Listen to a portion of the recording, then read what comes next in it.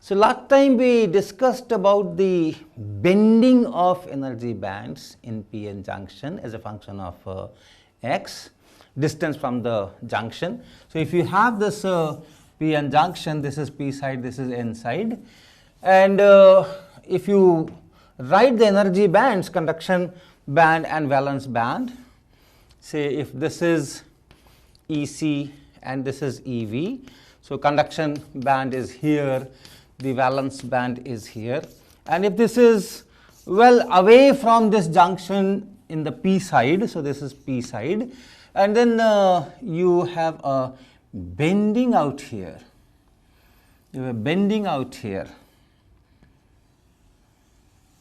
like this. This is n side, which is far away from the junction, and then you have conduction band, quantum states here, then you have quantum states here, valence band quantum states here, and so on. So you have this kind of bending of band as a function of distance from this junction. Now we call it a barrier in the sense that if you consider an electron here, conduction electron here, and let's suppose it is in this particular quantum state, and if this electron moves towards the junction and tries to migrate into the p side, what happens to it? It can come up to here, that's fine with this energy, but then there is no quantum state available here, and so it cannot penetrate, it cannot go into the junction, into the depletion layer, and then to this p side. But if you have an electron, all these are quantum states, you have an electron in this quantum state, let us say in this quantum state. So you again take an electron in n side, conduction electron, but it is occupying a much higher quantum state. So if that turns in this direction, if that comes in this direction, then with that same energy it can really completely go into p side, it can cross the depletion layer. So for these electrons, this barrier is not surmountable, at least classically, but for these electrons this barrier is crossed, the kinetic energy will decrease, all those things will happen, but it can still cross over. So it becomes very important to find the occupancy of these quantum states. If you have conduction electrons here n side, you have lot many conduction electrons here, how many of those electrons are in these quantum states, how many are in these quantum states, in these quantum states, in these quantum states, in these quantum states, and so on. So the distribution of electrons in different quantum states of different energies is very, very important if you want to calculate the currents and anything. And to get that distribution, how many electrons are in these energies, how many electrons are in these energies, and so on, you need a very important concept, a parameter which is known as Fermi energy.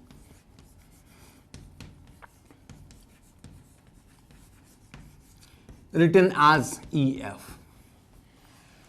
So I'll write a function which is known as Fermi function,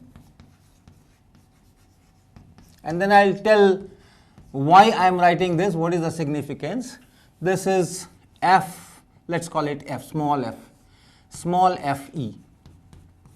It's a function of energy, and it is written as 1 over 1 plus e to the power e and then minus ef and then divided by kT, Boltzmann constant times temperature.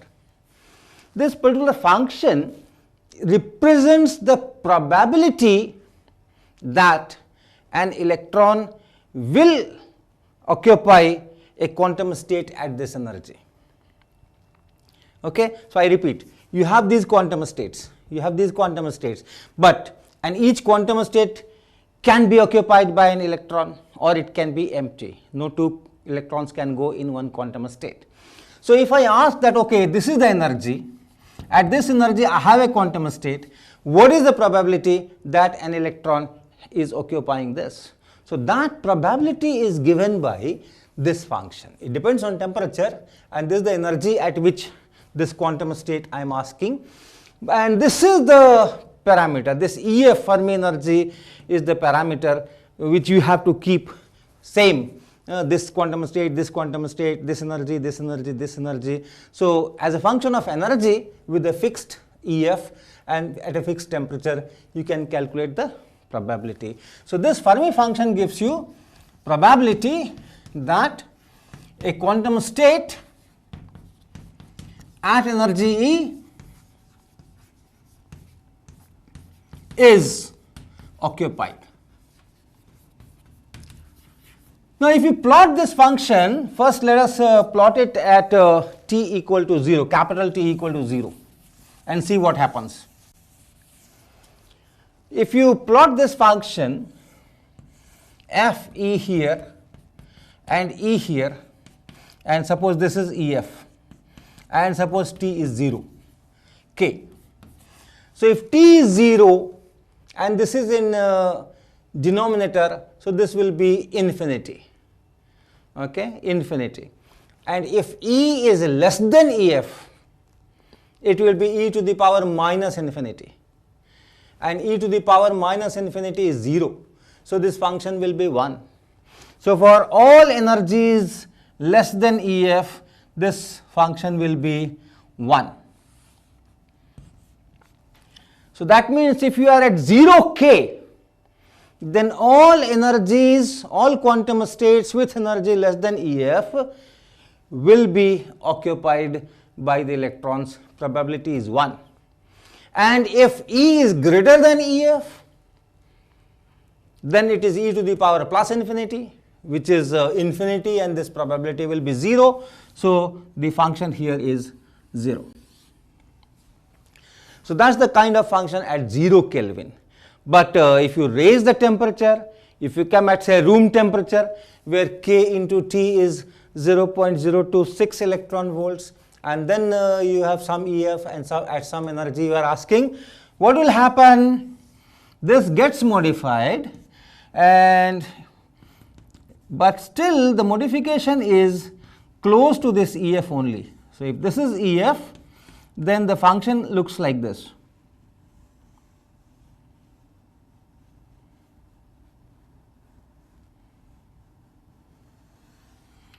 The function looks like this. So it's again close to 0, much beyond this EF, much beyond this EF, this is close to 0, and well before this EF it is almost 1. And whatever is the change, it doesn't sharply fall, it falls gradually, but that change is only in a small region, and this region will be few times kT. The order of this width will be in kTs, few times this kT. So that's the kind of thing. So if you are say 100 kT times to the left, probability is almost 1. If you are 100 kT times on the other side, the probability is 0. But then if you are say 2-3 kT times this side or that side, then you can have this probability. Okay, so now let us use this function to get probabilities in intrinsic semiconductor, p-type semiconductor, and n-type semiconductor. So in intrinsic semiconductor, we say that you have small number of electrons here, only because of thermal thing, some electrons jump from there to there, and you have some holes here. Where is the Fermi energy? The Fermi energy is, this is intrinsic. So Fermi energy is almost at the middle. This is EF. So these quantum states are also far away from here. Okay, far away means this is for silicon, for example, this gap is 1.12. So half the gap will be 0.56 electron volts. Right, and kT is at room temperature 0.026 eV. So this is 0.56 eV and this is 0.026 eV. So it's far away. and therefore the probability that an electron will be here in this quantum state is very, very small, and that is why you have very small number of electrons which are able to reach here. And for holes, the probability, once again, if you look at here, again this is much below EF. So the probability of occupation is very close to 1. You are in this region, it's very close to 1. So probability that it is not occupied, which is 1 minus Fe, so that there is a hole there, that probability is again very, very small, and so only few holes will be there, much less number of holes will be there. So that's the kind of picture when you have intrinsic semiconductor. And if you have a p-type semiconductor, what happens?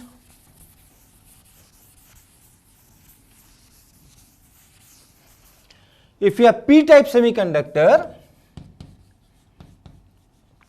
you know, you have the conduction band here, and you have valence band here, and you have many holes.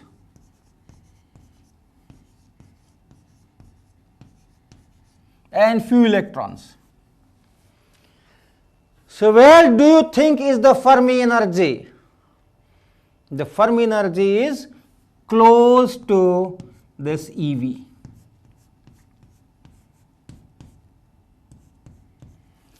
So that this is close, so you are close to the Fermi energy, slightly below this, so slightly left to it, you are somewhere here. The probability is less than 1. The probability that there is an electron is less than 1, and therefore there is a probability that hole will be there.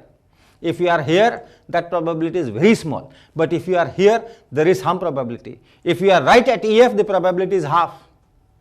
Okay, right at EF, if you put E equal to EF, then you get this e to the power 0, which is 1, so 1 by 2. So if you are right here, the probability is half, and if you are close to it, okay, the probability is not half, but still sizable probability. So lots of holes are here.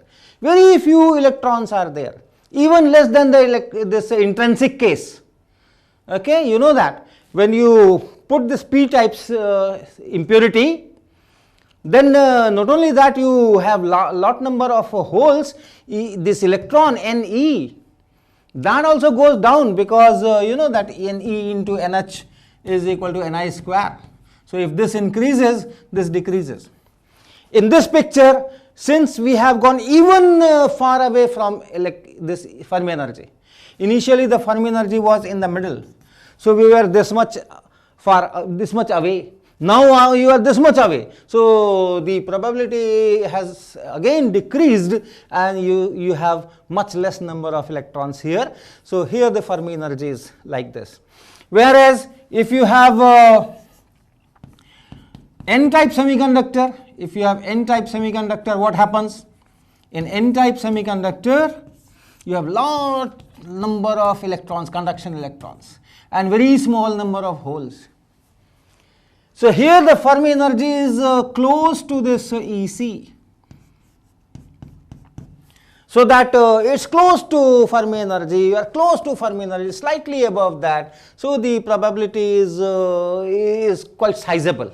Probability of occupation of these quantum states by electrons is quite sizable. So you have many electrons here. Whereas these holes, these quantum states, they are far away from this, and therefore it's very small, and you have only small number of holes here. Okay, so that is how, so this probability is almost 1 minus Fe is very small, and therefore very small number of holes are there. So this is the picture. Now for any given system which can interact with each other, parts of which can interact with each other, and it is in equilibrium. Equilibrium means nothing is changing as a function of time. Things are happening, the dynamic things are happening, electron holes are being generated, and recombination, all those things are happening. This side electrons are going to those side, the holes are, anything is, but as a function of time, things are having same values, that is thermal equilibrium. So once the system is in equilibrium, it has to have only one Fermi energy, and therefore when you make this p-n junction, when you make this p type and n type on the same wafer and then they can interact, in that case what happens, this Fermi energy and this Fermi energy has to be the same. So this whole thing has to be lifted, or this whole thing has to be brought down, so that this line matches with this line. So in this picture we have done that. In this picture your Fermi energy will be somewhere here. Your Fermi energy will be somewhere here. Okay, so for that p type it is close to the valence band edge, for n type it is close to the conduction band edge, and so on. So this is it. And once you know this EF, then using this you can calculate what is the probability of this quantum state being occupied, and this quantum state being occupied, and this quantum state being occupied. So if you have let's say 10 to the power let's say 16 electrons per centimeter cube here in this band, you have doped these many electrons are there, conduction electrons are there. So how many of them will occupy this one, how many of them will occupy this one, and so on. You have one parameter. The probability of occupation of this one is given by this expression, this probability of this, probability of this, probability of this. So you put different energies E and you can get the probability. So as this function shows here, if I draw this once again here, you can see that if this is EF, then the probability of these states will be large, occupation of these states will be large. As you go away and away from EF, then the probability will decrease. But that's not exactly the number of electrons which are there in this range. Suppose you take a small dE here. These quantum states are very closely packed with each other. So one by one quantum states I cannot discuss. So if you take a width dE and then number of quantum states will be there, and how many electrons will be there in these quantum states in this energy. If you need, this probability is needed, yes, but something else is needed. Something else is also needed. What is that? That is how many quantum states are available here. The quantum states are not uniformly spaced here to here. You have a distribution of quantum states. The probability at the bottom of this conduction band is largest, but then the number of quantum states here is smallest. You have very few quantum states available. So although the probability is very high, but then the number of quantum states is very small in this dE. In that case, the number of electrons will be very small in this dE. Whereas if you go up here, the number of quantum states in this dE is very large as compared to this. But then the probability is very small. So to get the actual number, you need both the things. This is the probability, and another thing which is needed is called density of states. This is another very important concept, density of states. What is this? You take some band, some width, some energy width dE, add some energy E, E to E plus dE, E to E plus dE. Consider this and then ask the question, how many quantum states are there? Number of quantum states in this dE. How many quantum states are there in this energy range? Not electrons, quantum states, occupied or not occupied. How many quantum states are there in this? And it turns out that if you make a calculation, this is proportional to or divide by dE, that will be the density of states. So if this number is dN, then this dN over dE, this quantity is known as density of state, you can write as capital DE. This is called density of states. Okay. So in the conduction band, it turns out that this DE is proportional to square root of E minus EC. There are some factors here, but energy wise this is the dependence, and this is EC. Remember, the bottom of the conduction band I am writing as EC. The bottom of the conduction band I am writing as EC. So the number of states, quantum states available in a given DE, that is proportional to this. So that means as you increase E, this number is going to increase. At E equal to EC, right at the bottom of the conduction band, this number is 0. So if I plot this DE here, let's say this is energy E, and this point is energy EC, and this I am plotting DE. How will that go? This DE is proportional to E minus EC square root. So at E equal to EC, it should be 0. And then it is proportional to this. So it will go like this.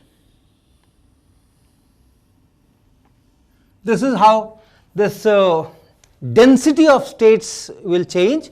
At the bottom of this conduction band, this density is 0. That means if you just take very small DE, you will have very small number of quantum states here. But as you go up in energy, the number of quantum states is increasing. This DE is increasing, density of states is increasing. So you, in the same DE, you will have more quantum states here.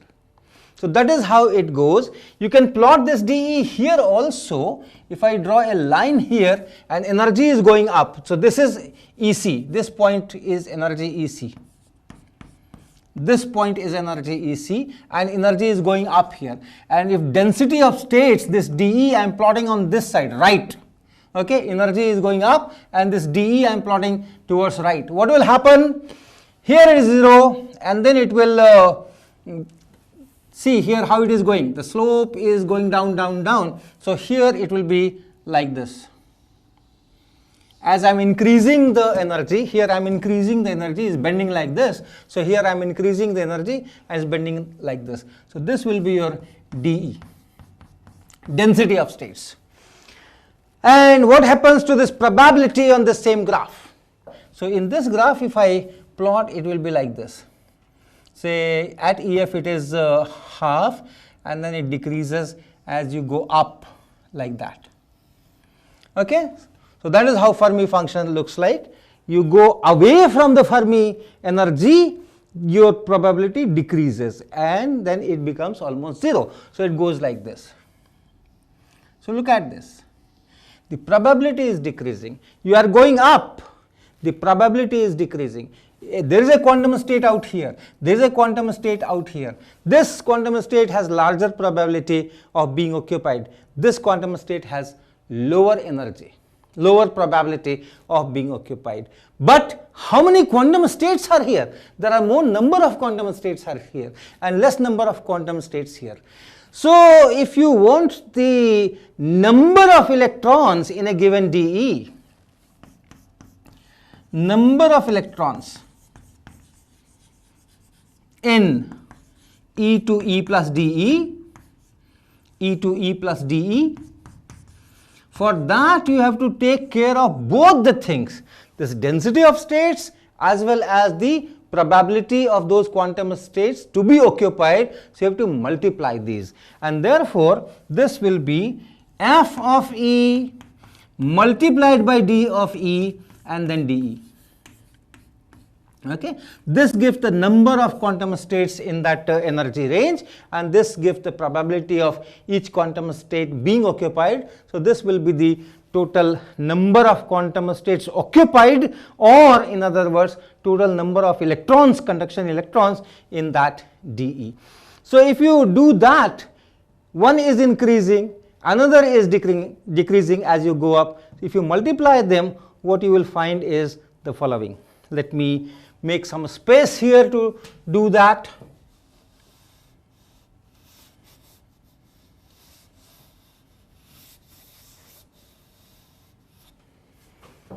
So one function is going like this, another function is going like this, and when you multiply them, what you get is some kind of a function which maximizes and then it decreases of this type. Okay. So, right at the bottom you do not have maximum number of electrons, because the density of states is very, very small here. Slightly above it maximizes and then it decreases.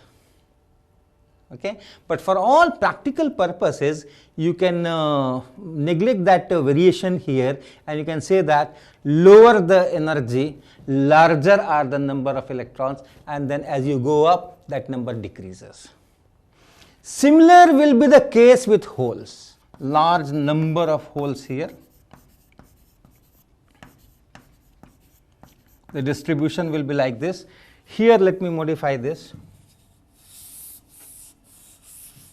Since this is n side, the Fermi energy is very, very far away. So, you have very small number of holes here, like this.